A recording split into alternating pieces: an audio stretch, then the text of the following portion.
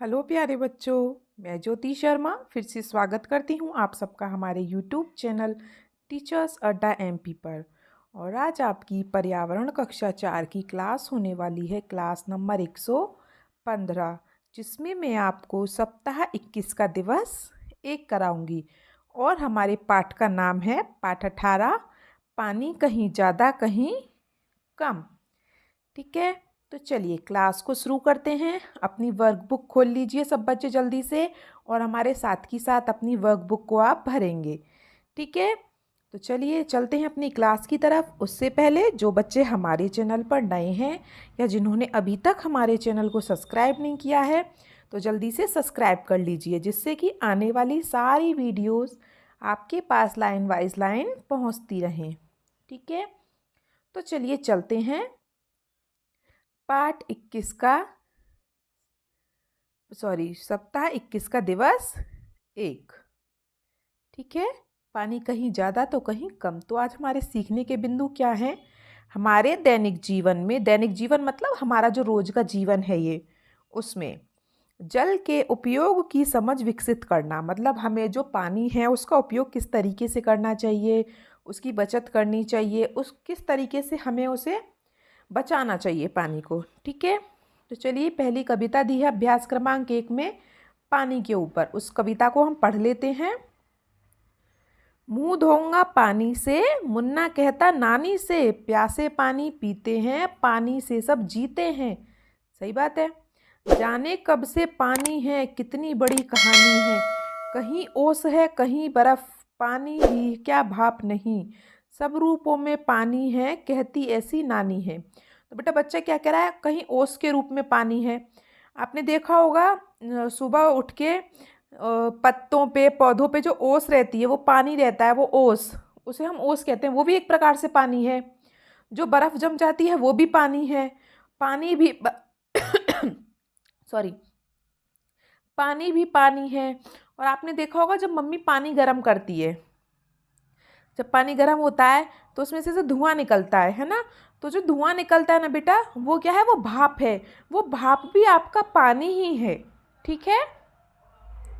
फिर है नदियां बहती कल कल कल, झरने गाते छल छल छल, तालों में लहराता जल, कुओं में आता जल निर्मल, धरती पर जीवन लाया, खेत सींच कर लहराया, पर जब बाढ़े लाता है, भारी आफत ढाता है।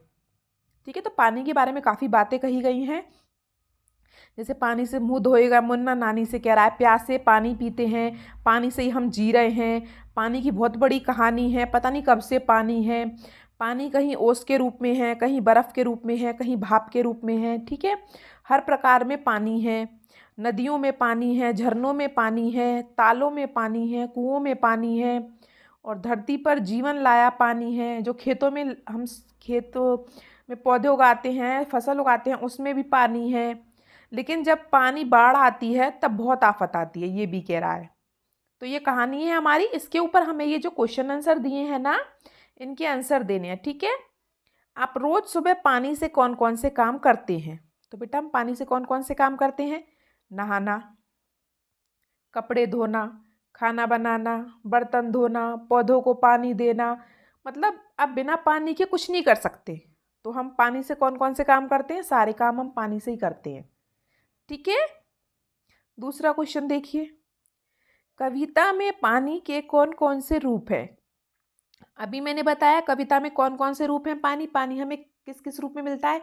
एक ओस के रूप में मिलता है, जो पौधों के ऊपर पानी रहता है ना। आप सुबह सुबह देखते होंगे जो कोहरा होता है, ठंडों में मिलता है ज़्यादातर ये सब, है ना। अब पानी की ही बर्फ जमाते हैं तो वो बर्फ भी तो पानी है ना। भाप, भाप ये भाप भी पानी ही है। ठीक है, तो इसने क्या पूछा था? कविता में पानी के कौन कौन से रूप हैं? तो ओस, बर्फ, भाप। ठीक है, चलिए अगला क्वेश्चन देखते हैं। क्वेश्चन नंबर 3 क्या कह रहा है? देखिए, जब अधिक वर्षा होती है और सब जगह पानी भर जाता है, तब उससे क्या नुकसान होती है? तो बेटा जब ज़्यादा बारिश होती है तो उससे क्या, तो बाढ़ आ जाती है। अधिक वर्षा होने से बाढ़ आ जाती है, जिससे घर, मनुष्य, पेड़ पौधे सब बह जाते हैं। बह जाते हैं, है ना। आपने देखा होगा कहीं कहीं पे, आपने जैसे आपने कहीं अपने घर के आसपास भी देखा होगा, या अपने मम्मी पापा से सुना होगा, या टीवी देखते हो तो आपने समाचारों में सुना होगा कि यहाँ पे आज बहुत बारिश आई है, तो घर मकान सब बह गए हैं, है ना। जब ज़्यादा बारिश होती है, बाढ़ आ जाती है ना, तो आदमी हो, घर हो, पेड़ पौधे हो, सब बह जाता है, सब। ठीक है, तो ये हो गया हमारा क्वेश्चन नंबर 3। अब चलते हैं हम अभ्यास क्रमांक 2 पर। चलिए, अभ्यास क्रमांक 2 का क्वेश्चन क्या कह रहा है। जिस दिन हमारे घर में पानी नहीं आता तो हमें उस दिन किन किन परेशानियों का सामना करना पड़ता है। तो बेटा, बिना पानी के तो कुछ भी नहीं है, ना खाना बनेगा, ना पानी पीने में परेशानी होगी, पानी नहीं होगा तो नहा भी नहीं पाएंगे, कपड़े नहीं धो पाएंगे, बर्तन नहीं धो पाएंगे, सब चीज़ में ही परेशानी होगी बिना पानी के, तो है ना। तो पानी से हमारी बहुत सारी ज़रूरतें पूरी होती हैं, इसलिए हमें पानी को बचाना चाहिए। ठीक है, तो क्या लिखेंगे, खाना बनाने व पानी पीने में परेशानी, नहाने व कपड़े धोने व बर्तन धोने में परेशानी। ठीक है, हमें काफ़ी परेशानियों का सामना करना पड़ता है जब पानी नहीं होता है तो। चलिए, अभ्यास क्रमांक 3 देखते हैं। सुगुणा के घर आए मेहमान को कोल्ड ड्रिंक पीने को क्यों बोला जा रहा था। क्योंकि आपने बेटा एक कहानी पढ़ी है, मैंने वैसे भी आपसे पहले कहा है, जब भी आप कोई सप्ताह देखा करो तो बेटा ये हिंदी में है, तो इसमें कुछ समझाने वाला तो है नहीं जो मैं आपको पढ़ाऊँ, है ना। तो आप उस कहानी को पढ़ लिया करो पहले। ठीक है, तो सुगुणा के घर जो मेहमान आए थे उन्हें कोल्ड ड्रिंक पीने को क्यों कहा जा रहा था। क्योंकि जो उन दिनों जो सुगुणा के घर में पानी आ रहा था ना, वो गंदा पानी आ रहा था।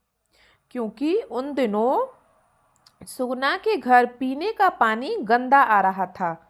क्यों? क्योंकि ऐसे समाचार पत्रों में दिखाया गया था कि शायद उसमें गटर का पानी मिल गया था, इसलिए। ठीक है, चलिए अगला क्वेश्चन चलते हैं अभ्यास क्रमांक 4 पर। अभ्यास क्रमांक 4, सुगुणा के घर गंदा पानी आने के कौन कौन से कारण हो सकते हैं। तो बेटा, पीने के पानी वाले पाइप में, जो पीने का पानी वाला पाइप होता है, नल जो आते हैं, उसमें या तो गटर का पानी मिल गया हो या कोई कूड़ा करकट मिल गया होगा, इसीलिए वो पानी गंदा आ रहा है ना। चलिए, तो अभ्यास क्रमांक 4 भी हो गया आपका। अब हम चलते हैं अभ्यास क्रमांक 5 पर। अभ्यास क्रमांक 5 आपका क्या कह रहा है, देखिए। आपके आसपास पाए जाने वाले पीने के पानी के स्रोतों से गंदा पानी आने का कारण का पता लगाइए। तो बेटा, जो जैसे नलों से पानी आता है, जैसे बाहर नलों से, नदियों से पाइपलाइन डली होती हैं, उसमें घरों में पानी आता है सरकार द्वारा, तो उनमें क्या होता है कि कभी कभी गंदगी मिल जाती है, तो उस गंदगी का क्या क्या कारण हो सकता है, ये पूछा है। तो हम बता सकते हैं उसके 3-4 कारण। कारखानों का गंदा पानी साफ पानी में मिलना, जैसे कारखाने होते हैं, फैक्ट्री वगैरह होती हैं, उनमें से गंदा पानी निकलता है, तो बाई चांस मानो उसका पानी उस साफ पानी में मिल जाए, पीने वाले में, या फिर कोई पानी में कचरा डाल दे तो वो पानी गंदा हो जाए, है ना। या पीने के जो पानी वाला पाइप है उसमें गटर का पानी मिल जाए। ठीक है, या आप जैसे साफ नदी जहाँ से पानी आ रहा है फिल्टर हो के, वहाँ पे आप जानवरों को नहला रहे हो, बर्तनों को धो रहे हैं, खुद नहा रहे हैं, तो उससे भी पानी गंदा हो सकता है। तो काफ़ी तरीके हैं पानी गंदा होने के कारण। ठीक है, तो इसीलिए बेटा हमें हमेशा पानी को साफ रखना चाहिए, देखना चाहिए। ऐसा हमें पानी में कभी भी, जैसे तुम नदी तालाब के किनारे होके जा रहे हो, तुमने कुछ चिप्स कुरकुरे का पैकेट खाया और पानी में फेंक दिया, गलत बात है, वो पानी गंदा हो गया आपके उस पैकेट से, है ना। तो इसीलिए हमेशा हमें भी ध्यान रखना चाहिए कि कहीं गंदगी ना फैले। ठीक है, चलिए, तो आपको आज की वीडियो कैसी लगी हमें कमेंट बॉक्स में ज़रूर बताएं, और वीडियो को लाइक करें, अपने दोस्तों के साथ शेयर भी करें, और सब्सक्राइब करना ना भूलें। और ध्यान रखें कि पानी को कभी भी गंदा ना होने दें। ठीक है, चलिए मिलते हैं हम आपसे अगली क्लास में, तब तक के लिए आपका दिन शुभ हो। Have a nice day.